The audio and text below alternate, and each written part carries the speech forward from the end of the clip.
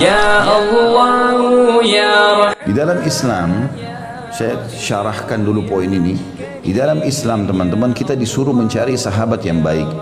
Tetapi sahabat ini sesama jenis. Laki-laki sama laki-laki, perempuan sama perempuan.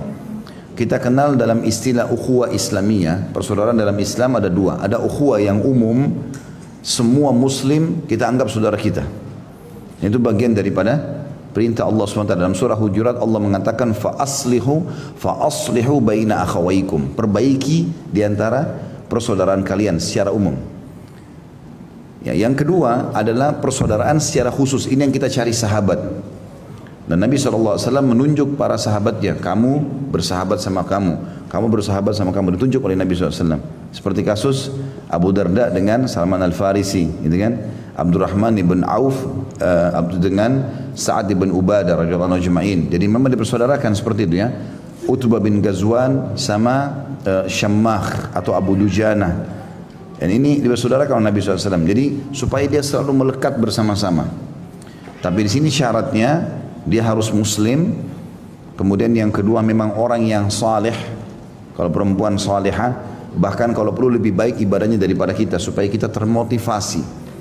Karena kata Nabi SAW, Al-mar'u ala dini khalili. Seseorang sesuai dengan agama sahabatnya. Kemudian ada adab-adabnya dalam persahabatan tersebut.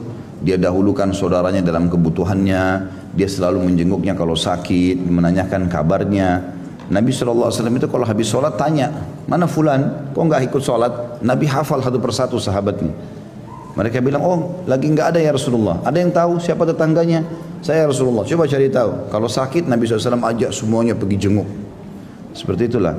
Jadi betul-betul persaudaraan itu erat sekali yang dibangun oleh Nabi SAW.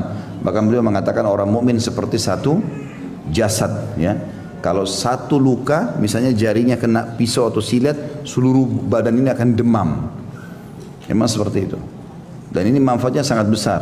Kita berkumpul dan bersahabat dengan dia, itu karena Allah Subhanahu Wa Taala. Dan kita berpisah juga karena Allah. Kalau sampai sahabat kita itu sudah jauh dari Allah, kita nasihatin dia nggak mau dengar, ya sudah kita tinggalkan karena Allah. Ya.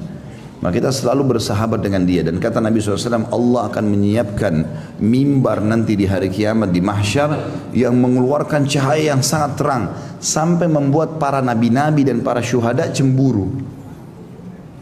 Lalu para sahabat mengatakan, ya Rasulullah, mimbar buat siapa itu? Kata Nabi SAW, orang-orang yang saling mencintai karena Allah. Nabi-nabi dan para syuhada pun cemburu dengan mereka.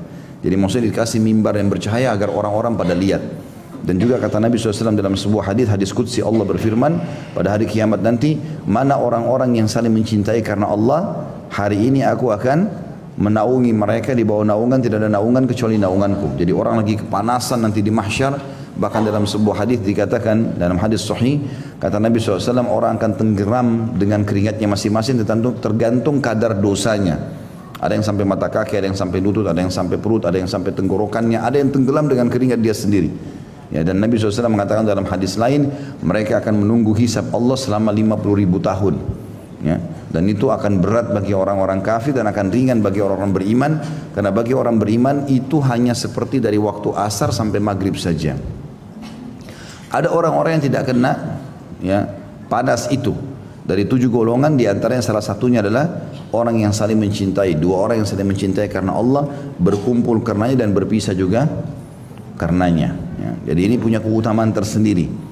Dan ini berhubungan dengan bahasan kita. Kita disuruh cari sahabat dan sahabat ini harus lebih baik daripada kita dan kita bermuamalah yang baik dengan dia.